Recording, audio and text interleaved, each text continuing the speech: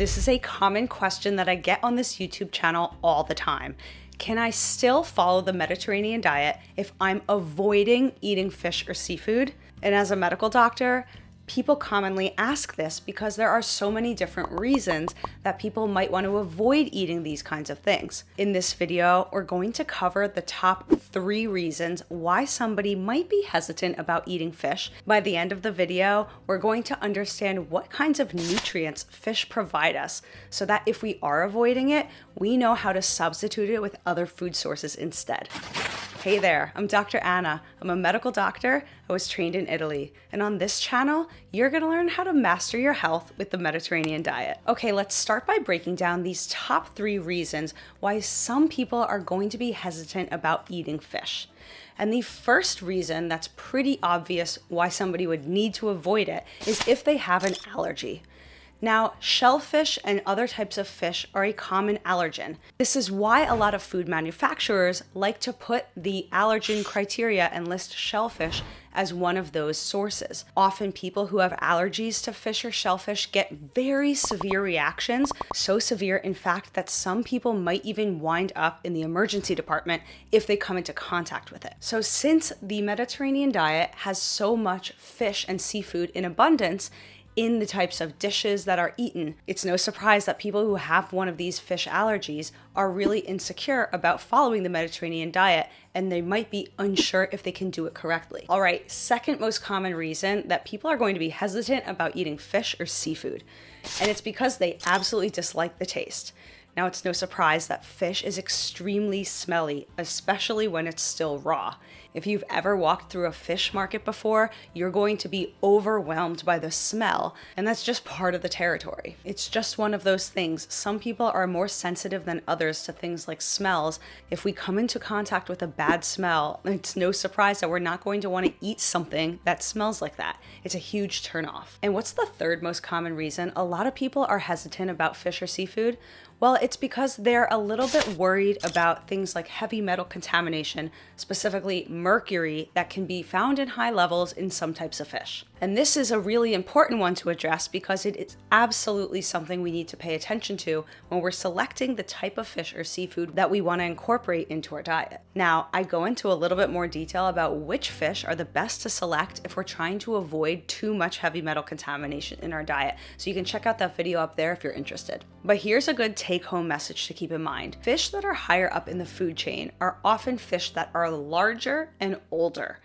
And these types of predatory fish often acquire the most heavy metal contamination. So if we want to decrease the amount of contamination we are getting from things like fish, an easier choice is to eat really little fishes that don't have a long lifespan. So those are going to be things like sardines, anchovies, mackerel, classic fish that are incorporated in the Mediterranean diet. But nonetheless, if someone's trying to avoid any and all exposure to heavy metals, then they may be hesitant about eating any fish at all. All right, if this video is working for you so far and you're getting value out of this, I'd like you to hit subscribe because it helps get these videos out to more people who really deserve to learn this information. Okay, so now that we've clarified what the top 3 most common reasons are for wanting to avoid fish or seafood in a diet, let's talk about how we can still adopt the Mediterranean diet to work without fish or seafood. So on the screen here, you're going to see a Mediterranean diet food pyramid from the group Old Ways.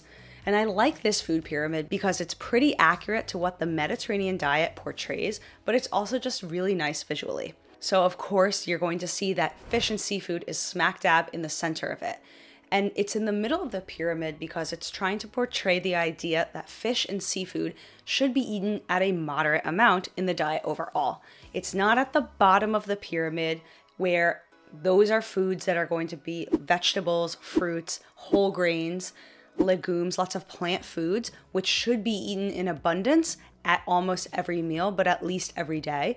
Fish and seafood does not need to be eaten every day, and the Mediterranean diet doesn't necessarily support eating fish or seafood every single day. But the general recommendation is to have fish or seafood a few times a week. Different dietary guidelines from different countries around the world vary on the number of days they suggest. Some countries say 1 to 2 days, others 2 to 3, or even up to 4 days a week. But overall, it's generally supposed to be a moderate amount. So let's say you knocked out this category entirely and you do not have any more fish or seafood in your Mediterranean diet. What is this going to look like? Well, we're going to have to bump up the foods that are in the bottom part of the pyramid. And to make up the difference and make sure that we're meeting enough nutrition, we'll probably also have to bump up a little bit of the top of the pyramid too. Let's follow this thinking here by going one nutrient at a time that fish and seafood provide us so that we know what kinds of foods we want to be incorporating instead. Let's start by the most obvious one, which is protein. Now, fish and seafood are a very good source of protein in our diet. They are a type of animal and they're going to provide our body with what's called a complete protein. That means all 9 of the essential amino acids, or the little building blocks of protein, are going to be provided to us from these food sources. Now, one thing we need to keep in mind is that all animal products are complete proteins, and by and large, all plant products are not. But that doesn't mean we can't create a complete protein from plant sources. This is why beans and rice are commonly put together, because lots of whole grain sources and lots of legumes in combination will provide all 9 of those essential amino acids. So you can either give your body protein from plant sources balanced correctly, or you can eat other animal sources.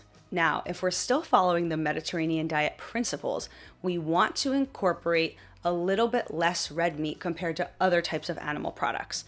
So by looking at that pyramid, we're going to see that a category that includes eggs, dairy products like yogurt, cheeses, even milk itself, and then things like poultry should be consumed more than something like a red meat, which could be beef, it could be lamb, or other types of wild game meat. So in terms of the balance between how much of these different protein sources we should incorporate, the emphasis should still be on the plant protein sources, eating things like beans and lentils in combination with whole grains like rice, quinoa, amaranth, buckwheat, spelt, oats, and then getting some protein from things like nuts and seeds, which will also provide our body other nutrition like healthy fats. And then finally, working towards incorporating some of those animal sources of protein. So those are eggs and yogurt and cheeses and milk, etc. All right, the next category of nutrients that fish and seafood provide us are healthy fats. And this is something that makes fish and seafood kind of famous when it comes to common knowledge about nutrition. Fish provides our body with something called omega-3 fatty acids. These are really healthy fats that are very important for our brain health. And it just so happens that there are not that many food sources that are providing our body with this perfect nutrient. So fish and seafood is famous for it because it's in abundance. Now, the thing about omega-3s in fish and seafood sources is that they don't actually make omega-3 fatty acids themselves. What happens is the fish in the ocean are consuming algae and microalgae and other kinds of sea plants, and it's those plants that actually are providing the source of omega-3. So what some people do, whether or not they eat fish, is they kind of jump over that step and they incorporate more algae or algae oil supplements into their diet so that they can get the adequate amount of omega-3s regardless of fish consumption. So that is absolutely one approach that someone could take who is avoiding fish or seafood if they wanted to get enough omega-3s. But the good thing is that there are still other sources of food that can provide our body with omega-3 fatty acids. And the most common sources are from plants. They're going to be in things like seeds, such as flaxseed or chia seed, and in nuts like walnuts. But the truth is, omega-3s are not the only important fatty acid. There are other things called monounsaturated and polyunsaturated fatty acids that are also found in fish and are really important for our health overall. And we're going to be able to get these most classically in the Mediterranean diet from olives or olive oil, but also incorporating other kinds of nuts, other kinds of seeds, and then things like avocados is going to give us plenty of options for how to eat enough healthy fats in our diet if we don't want to have any fish. Now, I do need to put this caveat in here. It's a little bit of my personal opinion. I like to promote whole food nutrition over supplementation. So what that means is for thinking about the nutrients that our body needs, I'm always going to recommend getting those nutrients from a food before I'd recommend somebody to take a supplement. But supplements can be super helpful, especially in the case where somebody can't eat a certain kind of food because they have an allergy, for example, or they just don't like that food.